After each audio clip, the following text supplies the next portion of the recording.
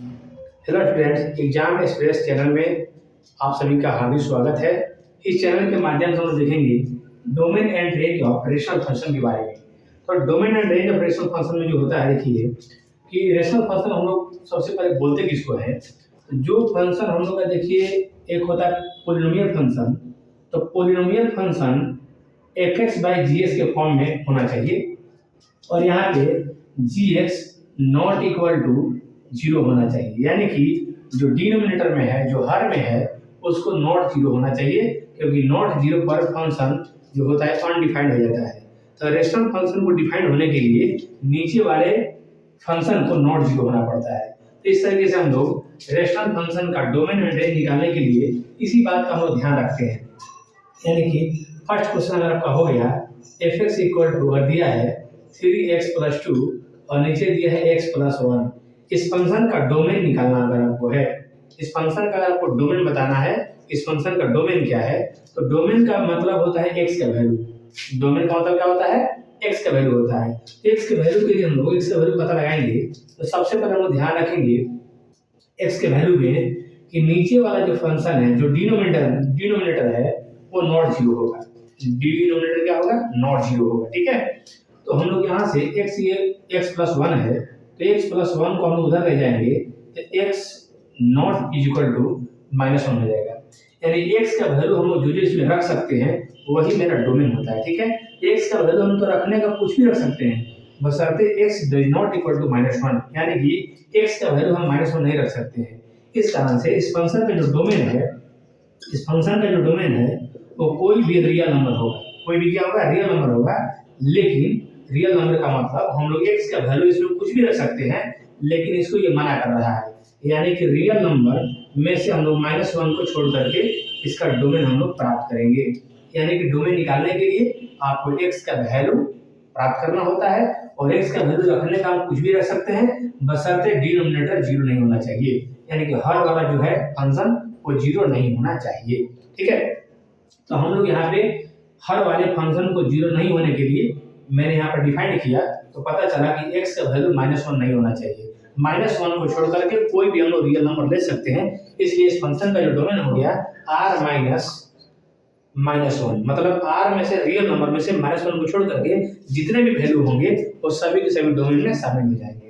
अब इसका हम रेंज की बात कर रहे हैं, तो अगर इस फंक्शन का रेंज निकालना अगर आपको है, तो इसमें आप f(x) के बदले में y लिखिए, f(x) के बदले में क्या लिखिए? y लिखिए और नीचे में x+1 लिखिए। ठीक है, उसके बाद इसको आप डिनोमिनेटर को ये डिवाइड से मल्टीप्लाई में लाइए, तो xy हो जाएगा प्लस y हो जाएगा 3x+2 हो जाएगा। ठीक है, आपका ये फंक्शन था y के फॉर्म में था। अब आपको एक न्यू फंक्शन क्रिएट करना है जो कि x के फॉर्म में होगा। ठीक है, तो हम लोग x के फॉर्म में ले आएंगे। कैसे लाएंगे? तो x + y और ये प्लस है तो इधर आके हो जाएगा माइनस, और यहाँ पे 2 है, ये प्लस y है तो इधर आके हो जाएगा माइनस y हो जाएगा। ठीक है, इसके बाद हम इसमें x कॉमन निकाल सकते हैं। x कॉमन निकालेंगे तो यहाँ पे हो जाएगा y - 3 और ये हो जाएगा 2 - y। ये मल्टीप्लाई से डिवाइड हो जाएगा तो 2 - y माइनस कितना हो जाएगा? 3 हो जाएगा। ठीक है, y माइनस क्या हो जाएगा? 3 हो जाएगा। एक मेरा एक न्यू फंक्शन यहाँ पर आ गया जिसमें y पर रेस्ट्रिक्शन लग गया, y पर ब्रेक लग गया। इसमें भी डिनोमिनेटर जीरो नहीं होना चाहिए। तो हम लोग यहाँ पे देखेंगे यहाँ भी डिनोमिनेटर को जीरो नहीं होना है, डिनोमिनेटर को जीरो नहीं होना है, तो y नॉट इक्वल टू 3 होना है। यानी y का वैल्यू ही कहलाता है क्या? रेंज। यानी जो परिसर बोलते हैं, फंक्शन में जो परिसर होता है y का वैल्यू ही होता है। रेंज में हम लोग y का वैल्यू इंक्लूड करते हैं। तो यहाँ पे y का वैल्यू मना कर रहा है, तो y का वैल्यू कुछ भी रख सकते हैं। इसमें आप y का वैल्यू कुछ भी रख सकते हैं, लेकिन मना कर रहा है क्या? y का वैल्यू 3 आपको नहीं रखना है। तो यहाँ पर आपको इसका जो रेंज हो जाएगा, तो रेंज हम लोग लिखेंगे यानी परिसर r-3, यानी कि 3 को छोड़ करके होगा। 3 को छोड़ करके होगा, यानी कि y का वैल्यू हम रखने का कुछ भी रख सकते हैं, लेकिन 3 को छोड़ करके। इतना ही बात समझिए कि आप जानते होंगे कि डोमेन और रेंज क्या होता है। किसी फंक्शन में x का वैल्यू फाइंड कर लीजिए, वो डोमेन हो गया, और उस फंक्शन में आप y का वैल्यू फाइंड कर लीजिए तो रेंज हो जाएगा। ठीक है, तो यहाँ पर y माना किया 3 नहीं होना चाहिए, y तो होना चाहिए कुछ भी, लेकिन यहाँ पर डिफाइंड होने के लिए यहाँ 3 नहीं होना चाहिए। तो y का वैल्यू कुछ भी बैठा सकते हैं लेकिन 3 को छोड़ करके। तो y का वैल्यू कोई रियल नंबर होगा लेकिन 3 को छोड़कर। यहाँ भी x का वैल्यू क्या बताया, r होगा, कोई रियल होगा लेकिन -1 को छोड़ करके। तो ये फंक्शन का देखिए डोमेन हो गया और ये फंक्शन का रेंज हो गया। आइए आपको शॉर्टकट तरीका बताते हैं डोमेन और रेंज के लिए। जैसे आपको डोमेन और रेंज निकालना है तो सबसे पहले इसका डोमेन आपको निकालना है। ये आपको ट्रिक टाइप से काम करेगा, ये आपका ट्रिक हो जाएगा जैसे, यानी कि शॉर्टकट काम करेगा ये। कैसे? तो अगर आपको डोमेन बताना है शॉर्टकट में तो आप ऐसा कीजिए, डोमेन के लिए आप देखिए यहाँ पे ये इसको नॉट 0 होना है तो +1 तो उधर जाकर हो जाएगा -1, यानी x का वैल्यू नॉट -1, x का वैल्यू नॉट -1 हो जाएगा क्योंकि इसको नॉट 0 होना होता है। x का वैल्यू नॉट -1 यानी कि x का वैल्यू -1 पे छोड़ के होगा। उसके बाद आपको रेंज बताना है, रेंज। तो रेंज के लिए देखिए क्या करना होता है आपको है, रेंज के लिए r माइनस आप लिखिए और जो फंक्शन आपको दे रखा है रेशनल फंक्शन, आप उसमें x का कोफिशिएंट ऊपर से ले लीजिए, मेरा बात ना, नोमिनेटर से ले लीजिए x का कोफिशिएंट और डिनोमिनेटर से भी ले लीजिए x का कोफिशिएंट, यानी कि अंश का x का कोफिशिएंट और बटा में हर का x का कोफिशिएंट, x का गुणांक बोलते हैं उसको हम लोग हैं। यानी ऊपर में x से कितना है, दोनों x से डिवाइड करेंगे तो x आउट हो जाएगा और 3/1 बचेगा। तो 3/1 का मतलब क्या होता है 3, यानी कि r-3 हो जाएगा, जो कि आपका ये प्राप्त हो जाएगा। इस तरीके से आप लोग चाहें तो बता सकते हैं डोमेन और रेंज। ये ट्रिक है, ट्रिक के द्वारा आप लोग चाहें तो शॉर्टकट भी कर सकते हैं। ये फंक्शन है तो फंक्शन में नीचे वाला को नॉट 0 करके r में से क्या माइनस करना है पता चल जाएगा।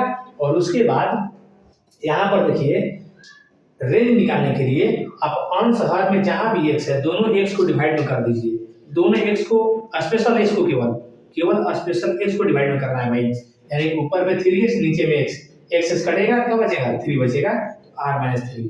इसके बाद देखिए आप ट्रिक के आधार पर खुद क्वेश्चन कर सकते हैं। चलिए इस क्वेश्चन का जवाब आपको खुद से देंगे, ठीक है। ये क्वेश्चन मैं लिख रहा हूँ, इस क्वेश्चन का जवाब आपको खुद से देंगे।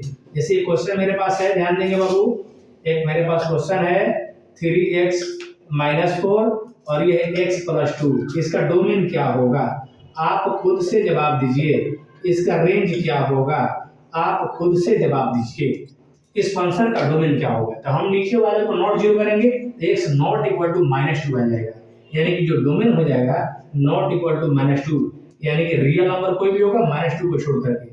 जो रेंज होगा वो रियल में से कितना माइनस करेंगे हम लोग, तो दोनों x को डिवाइड कर देंगे तो x/x में x आउट हो जाएगा तो 3 बचेगा, यानी कि यहाँ पे हम लोग 3 को माइनस कर सकते हैं। आगे क्वेश्चन देखिए तो बाबू, आगे क्वेश्चन आपके लिए कह रहा है कि 2x+3 है और नीचे में 3x+4 है। इसका बताइए डोमेन क्या होगा भाई, इस फंक्शन का डोमेन क्या होगा बता सकते हैं, इस फंक्शन का डोमेन क्या होगा रियली आप बता सकते हैं बिल्कुल। कैसे भाई, नीचे वाला नॉट 0 उधर जाएगा तो -4 हो जाएगा और 3 मल्टीप्लाई से डिवाइड हो जाएगा, यानी कि r-4/3 हो जाएगा। और इसका जो रेंज है ध्यान देंगे भाई, इसका जो रेंज है वो r- कितना होगा, तो दोनों x को डिवाइड कर देंगे तो x कट जाएगा 2/3, यानी कि यहाँ पर हम लोग 2/3 कर देंगे। इस रेशनल फंक्शन का इजीली आप डोमेन और रेंज बता सकते हैं। एक और क्वेश्चन मैं लिख रहा हूँ जिसका जवाब खुद से देंगे भाई, जिसका जवाब आपको खुद से देना होगा बाबू, जिसका जवाब आप खुद से देंगे, ठीक है। आइए ये क्वेश्चन है, आप इसका जवाब खुद से दीजिए। चलिए इसका जवाब खुद से दीजिए, इसका डोमेन क्या होगा, रेंज क्या होगा भाई, चलिए खुद से जवाब दे सकते हैं क्या, इसका डोमेन क्या होगा बताएंगे बाबू। इसका डोमेन हो जाएगा क्या, इसको नॉट 0 करेंगे, नीचे वाले को क्या करेंगे, नीचे वाले को नॉट 0 करना है, ठीक है। तो नॉट 0 करेंगे तो हो जाएगा कितना, -4 उधर जाएगा +4 हो जाएगा, मल्टीप्लाई वाला डिवाइड में जाएगा 4/2 आएगा, यानी कि r में से 2 को छोड़ देना है। यानी नीचे वाले को जब हम नॉट 0 करेंगे बाबू, नॉट 0 करेंगे x का वैल्यू कितना आएगा, यानी कि -4 तो इधर आएगा +4 हो जाएगा और 2 मल्टीप्लाई से डिवाइड में जाएगा, यानी x नॉट इक्वल टू 2 हो जाएगा। x का वैल्यू कुछ भी रख सकते हैं 2 को छोड़ करके, इसका डोमेन कुछ भी होगा, रियल में कुछ भी होगा, 2 को छोड़ सकते हैं, ठीक है। इसका रेंज बताना है तो बस कुछ नहीं करना बाबू, इसका रेंज बताना है तो x का दोनों को डिवाइड कर दीजिए, ऊपर वाला x और नीचे वाला x दोनों को डिवाइड कर दीजिए तो 5x/2x में आपका x कट जाएगा, r- हो जाएगा 5/2, r- क्या हो जाएगा 5/2। इस तरीके से बहुत सारे क्वेश्चन रेशनल फंक्शन का आप डोमेन और रेंज चुटकियों में बता सकते हैं। डोमेन और रेंज आप चाहें तो चुटकियों में बता सकते हैं। देखिए ये क्वेश्चन आपका आ गया, जैसे ये क्वेश्चन रहा, देखिए इस क्वेश्चन का डोमेन क्या होगा भाई, इस क्वेश्चन का डोमेन पता करेंगे तो नीचे वाला नॉट जीरो करेंगे बाबू, तो नीचे वाला नॉट जीरो करेंगे जब, तो 7 नॉट 0 3x हो जाएगा उधर जाकर के, उधर से 3 को मल्टीप्लाई से डिवाइड में ले आएंगे यानी 7/3 हो जाएगा, यानी कि r माइनस 7 बाई क्या हो जाएगा 3, r माइनस 7/3, यानी कि आपको पहले ही मैंने बता दिया कि जो डोमेन होता है वो x का वैल्यू होता है, जो डोमेन होता है वो x का वैल्यू होता है। x का वैल्यू तो हम रखने का कि भाई कुछ भी रख सकते हैं, लेकिन नीचे वाला फंक्शन द्वारा मना किया जाता है कि x का वैल्यू आप इतना नहीं रख सकते हैं, नहीं तो फंक्शन फिर नॉट डिफाइंड हो जाएगा।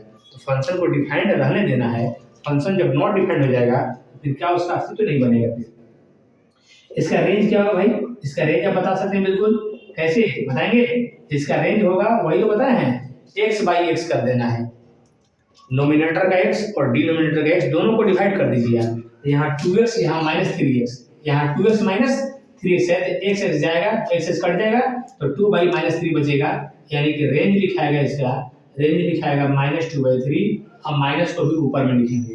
ठीक है, तो आज की इस वीडियो में आप लोगों को डोमेन और रेंज के बारे में बताया गया, रेशनल फंक्शन के बारे में। इसी तरह से आप हमारे चैनल पर जुड़े रहिए और इस तरीके का हर एक टॉपिक का हम लोग डीपली अध्ययन करेंगे। तो आज इतना ही तक, आप सभी को हमारे तरफ से बहुत बहुत धन्यवाद।